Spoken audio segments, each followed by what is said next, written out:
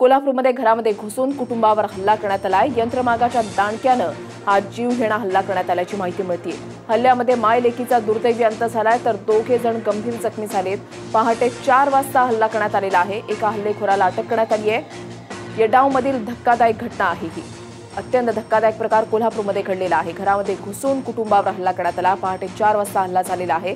एका हल्लेखोराला पोलिसांनी अटक केलेली आहे। संभाजी थोरात आमचे प्रतिनिधी आमच्या सोबत आहेत। संभाजी, काय अधिक माहिती मिळते या संदर्भातली? वैशाली, ही दुर्दैवी घटना आहे ती कौटुंबिक वादातून झालेली आहे। या कुटुंबात जो जावई आहे प्रदीप विश्वनाथ जगताप, जो कवटे गुलंचा आहे, त्यानं हा पहाटे प्रकार वादातून केलाय। यामध्ये छाया धुमाळ आणि सोनाली रावण या त्याच्या सासू, हल्लेखोराच्या सासू आणि मेवणीचा मृत्यू झालाय।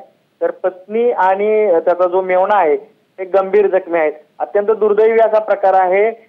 त्यानं यंत्रमागाचं जे दांडका असते यंत्रमागासाठी लागतं, त्या दांडक्यानं भीषण असा प्रकार पहाटे केला।